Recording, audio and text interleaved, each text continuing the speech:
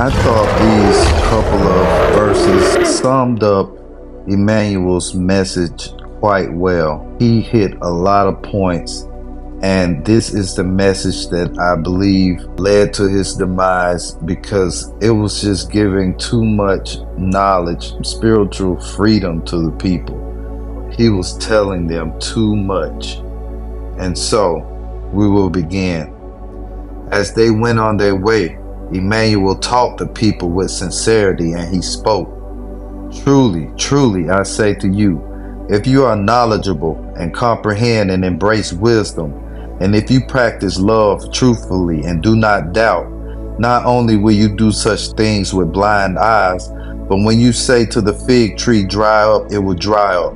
Or when you say to the mountain, lift yourself up and throw yourself into the sea, it will come to pass. Be knowledgeable in truth and wisdom, so that your spirit and your consciousness will become powerful. And when you are knowledgeable and live in the truth of wisdom, your spirit and your consciousness will be filled with infinite power. Then everything you command or ask for in prayer, you will receive if you trust in it. Do not suppose, however, that prayer is necessary, because you will also receive without prayer if your spirit and your consciousness are trained through wisdom. Do not delude yourself by heeding the falsified teachings that a person has a predetermined will, because this belief is wrong.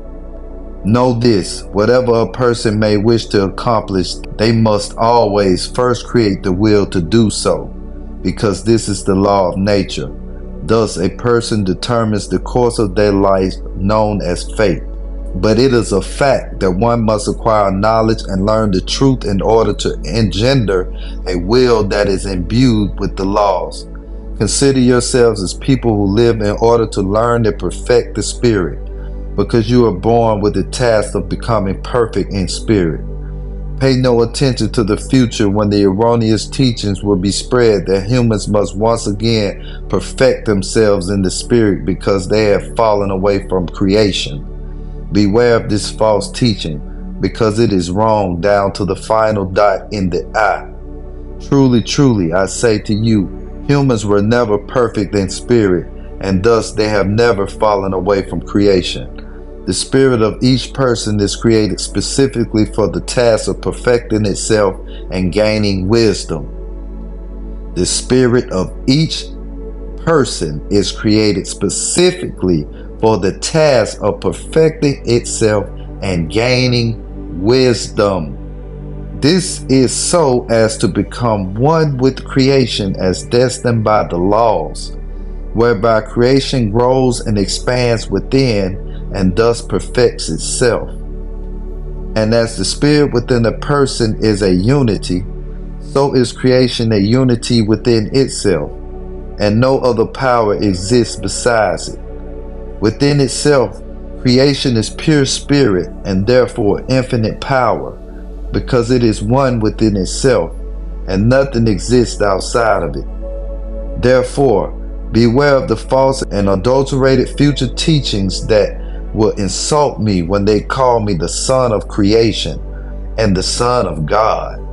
From these false teachings, lies will be spun, and because of them, the world will suffer much deprivation and misery.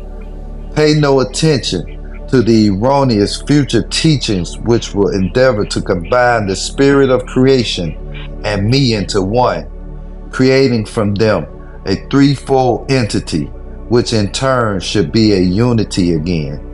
Beware of these false and adulterated teachings of the future, because a trinity is impossible according to the logical laws of creation.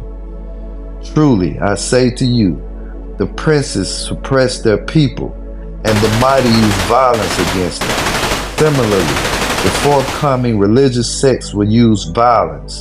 Then they adulterate my teachings and disseminate them. So beware of them, and do not permit yourselves to be forced into carrying the yoke of these false teachings.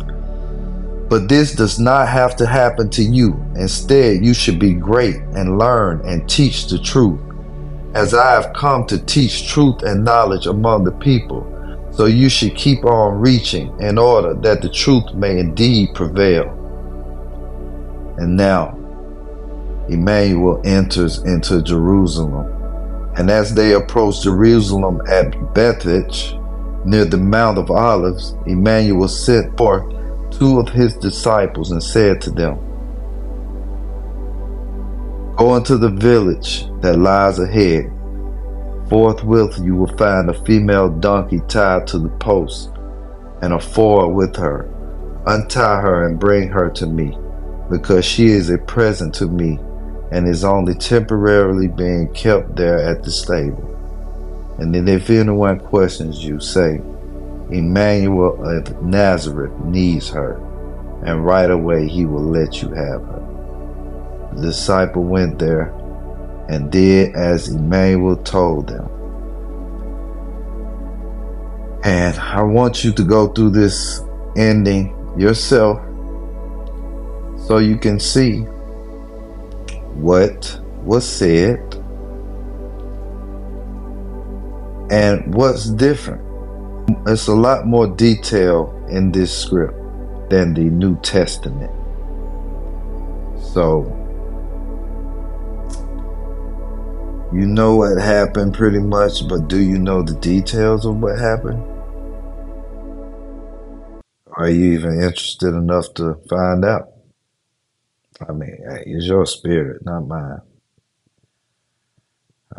The teacher says, don't waste your time with those who don't want to know, who don't really care. So, there you have it. Talmud of Emmanuel, Dark Enlightenment, House Hill. I hope you gain knowledge through wisdom.